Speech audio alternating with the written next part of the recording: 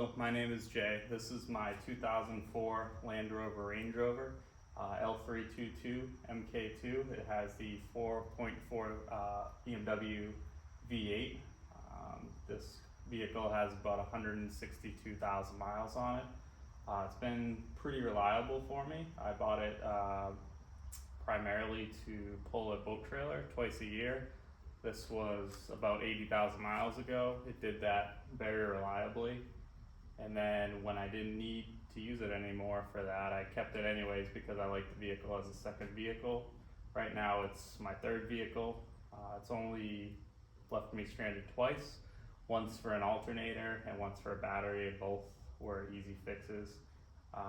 Right now I mostly use it for camping, hunting, and going snowboarding.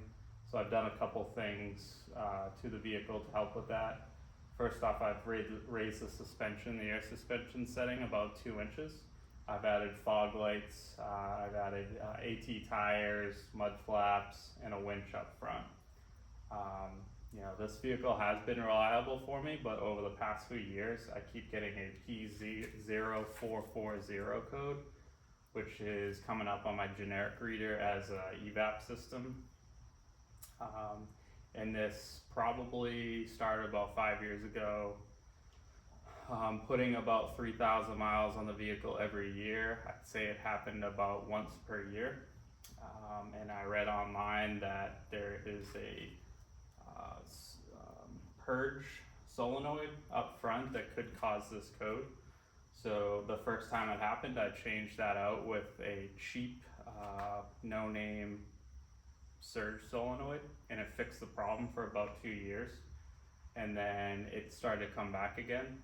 And like I said, about once, every year or so, it would pop. I would pull the solenoid off and clean it with parts cleaner, put it back in, and it would be fine.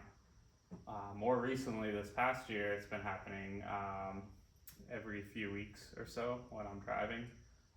And when I clear the code, I take the part out and I clean it again. I put it back in. I'm good for a few more days, but then it comes back immediately. So I think it's about time for me to change it again.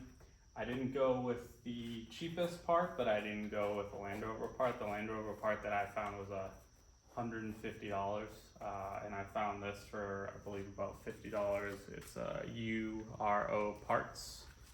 This is the part, and I'm gonna change it out, and I'm gonna show you how I do that. All right, this Surge solenoid's located driver's side, left-hand drive vehicle. It's right forward of the engine here. It's got a rubber gasket around it, which is on this, on a metal bracket.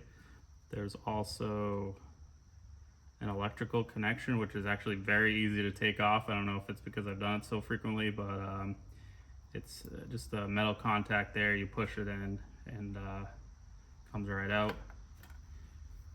And I'm gonna pull this up. There's two hoses attached, one with a quick release right here. Squeeze it in. This one's not always easy, but it came off easy that time. And then it actually has, I think, possibly, I don't know if this is a modification from the previous owner or maybe many years ago, but this is just a regular hose here. This seems it's coming off pretty easy. Yeah, that came off easy for me. The part on this right now is a VEMO, V-E-M-O. I believe this was fairly cheap. And like I said, it's probably been on here for about 5 years or so and been pretty reliable. But let's try a different part. Here's the new one.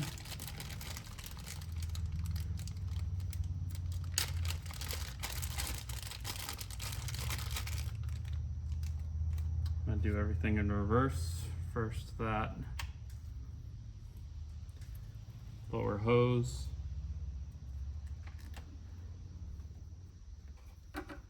Make sure it's twisted around so it these hoses are kind of formed, so I make sure it's on the right spot there.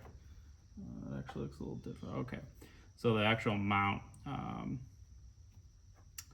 you can twist. So I need to twist the mount on this one. Here we go. Plug the quick disconnect hose back on. That went in no problem. Dropping it back down. This rubber is a little bit more rigid, but it's on there good. Looks good. Not crimping any hoses or anything. Feels pretty solid. Coming back to the plug. Plugging that in with a click, and that's it. That's the job.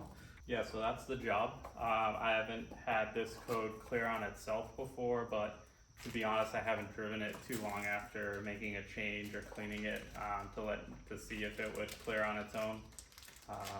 But I usually go in and I'll clear the code, and let's hope it doesn't come back this time. Thanks for watching.